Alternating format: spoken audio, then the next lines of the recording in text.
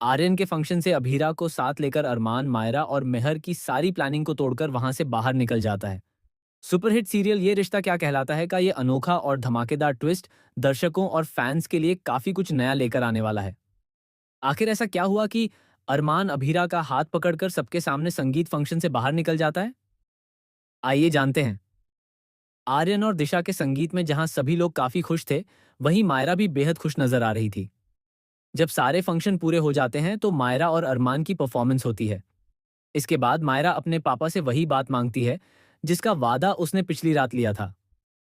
इसके बाद मायरा अरमान के लिए एक नई लाइफ पार्टनर का ऐलान करती है। वह सबको बताती है कि उसके पापा को भी खुश रहने का हक है और अब वो आगे बढ़ने जा रहे हैं। इसी दौरान वह अभीरा की जगह मेहर का नाम लेती है और कहती है कि अब उसके पापा मेहर को अपना लाइफ पार्टनर बनाएंगे।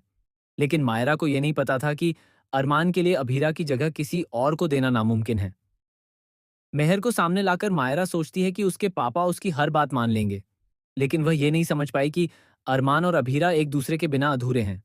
जब मेहर स्टेज पर आती है और अपने एटीट्यूड से दिखाती है कि वह अब अरमान की जिंदगी में आने वाली है, तब वह काफी खुश होती है। लेकिन जैसे ही अरमान अपना फैसला सुनाता है और उससे एंगेजमेंट करने से मना कर देता है, सभी हैरान रह जाते हैं। वहीं दादी शाह इस फैसले से खुश नजर आती हैं। इसके बाद अरमान स्टेज से उतरता है और अपनी सबसे खास इंसान, अपनी लाइफ पार्टनर अभीरा का हाथ पकड़कर वहां से चला जाता है। अब सवाल यह है कि अरमान अभीरा को लेकर वहां से बाहर क्यों गया? क्या आने वाले एपिसोड में अरमान और अभीरा फिर से एक हो जाएंगे? काफी समय से देखा जा रहा है कि जब भी अरमान अभीरा के करीब आता है, वह खुद को कमजोर महसूस करता है और बार बार कहता है कि वह अब कभी वापस नहीं आएगा। लेकिन इस बार आखिर ऐसा क्या हुआ कि उसने मेहर को ठुकराकर अभीरा का साथ चुना? क्या अरमान यह बताना चाहता है कि भले ही वह अभीरा के साथ न रहे, लेकिन उसकी जगह किसी और को नहीं दे सकता? ये सब देखकर मेहर के होश उड़ जाते हैं। उसका चेहरा उतर जाता है और वह गुस्से से भर जाती है।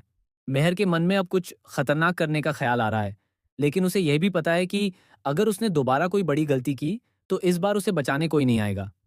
वहीं दूसरी ओर अरमान को शक होने लगता है कि मायरा के दिमाग में अभीरा के खिलाफ जहर भरने वाली कोई और नहीं, बल्कि मेहर ही है।